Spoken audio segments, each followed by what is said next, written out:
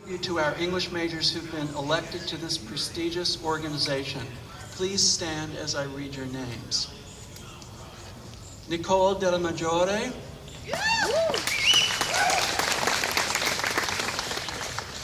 Dana Glasscock. Rebecca Howard. Ethan Jaycott. Shannon Moffett.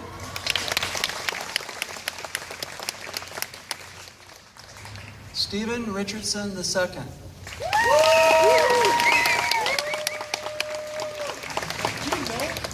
Samuel Rogers.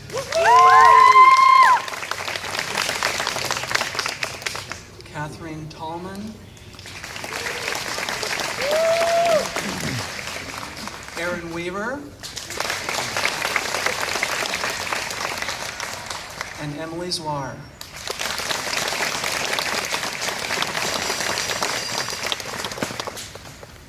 Finally, the English Department Valedictorian. The Valedictorian is the graduating English major with the highest cumulative major GPA in the major, grade point average in the major, combined with the highest overall cumulative GPA. And the valedictorian for 2016 is Christine A. Senavsky.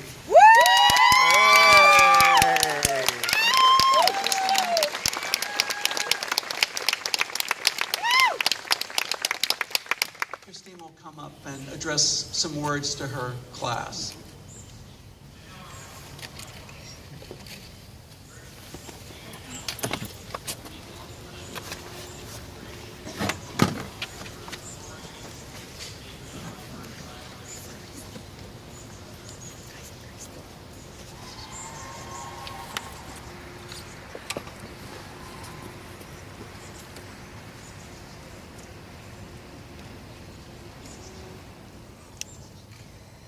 Good afternoon.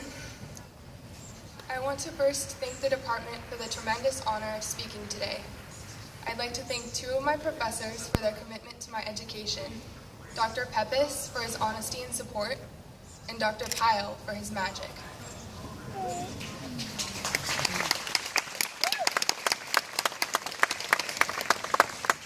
Also, a big thank you to Dr. Upton for having my back with 4 years of advising and the preparation for this speech. I am eternally grateful to my family for making the long trek here. And lastly, I want to thank all of you for your hard work, inspiration, and compassion. A commencement is a new beginning. With that comes terror and excitement. Where will we go? What will we do? And what will we take with us? We are here today to celebrate our accomplishment as English majors at the University of Oregon. I am a violin performance major also, so I wanted to somehow represent my musical journey here. I've structured the rest of my speech in traditional symphonic form. This piece of music is about my experience studying English here, and it is composed of words. Our first movement is allegro. It is sweeping, bold, arresting. So, what have we been doing here? What transformation have we undergone? We study words, their overall structure, how they're strung together, and what they mean. But these are people's words, attached to a time and a place, and contained in every narrative is a history, a politics, and a culture. Literature gives us perspective. We escape to other worlds, and in doing so, we see reality more clearly. We step inside a story and sometimes leave ourselves behind, becoming the protagonists.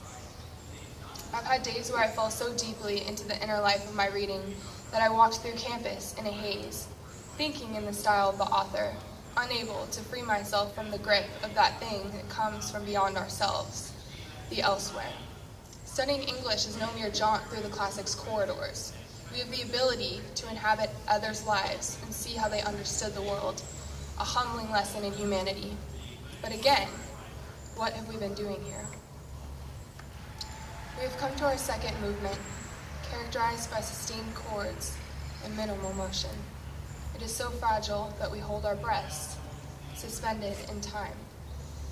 In my first years here, I was a romantic with a capital R. All experience was transcendence, as in this key scene movement. I'm no longer listening to the song, I am the song. I would like to share an image from Benjamin in contemporary lit theory. The angel of history looks back with spread wings and surprise on his face. Benjamin tells us, where a chain of events appears before us, he sees one single catastrophe. A wind blows in from paradise, and the angel is suspended there, watching this colossal memory of humanity, driven infinitely into the future as the mass grows. It can be useful seeing history in this way. We have somehow been implicated by studying English, becoming different people to transcend our own limited perspectives, slowly coming to sense patterns, looking at that piece of something that is humanity. Third movement, scherzo. This dance is frantic, distorted, it has an edge. It feels like Prokofiev to me, demented, but comically so, funny because it's not, the perfect narrator of our strange existences. This term, I found myself in a Native American film class studying representations of Indianness with the brilliant Professor Brown. My last class for the English major, and I am millions of miles away from any place of comfort or ease, lost in the multiplicities of the politics, cultures, laws, assured by the fact that there will always be more to learn. And then we read Tuck and Ree's A Glossary of Haunting. This piece of writing, structured in the form of a glossary, conveys the long-lasting effects of settler colonialism. Tuck and Ree demand for us to fully acknowledge our messy past and our difficult future. In essence, we must see how we are all haunted by it. They tell us, haunting doesn't hope to change people's perceptions, nor does it hope for reconciliation. Haunting lies precisely in its refusal to stop. At some point along the way, I realized that my rose-colored glasses were a little fogged. I had lost many of my romantic tendencies. We have acquired an awareness here that should both excite and disturb us, and this knowledge should haunt us. It tells us that we have the responsibility to act on what we know and to make a difference, whatever creative form that may take. What will we use this knowledge for in the future? And how do we come to terms with our past? Finally, the finale, stately, confident, the grand culmination of all the themes we've previously encountered. So loud, the music reverberates through us, pounding out our thoughts, leaving only exhilaration. The future is ours. We have great potential, and the world is filled with so much suffering. Let's give it some love. Congratulations, class of 2016. We made it. I wish you only the best.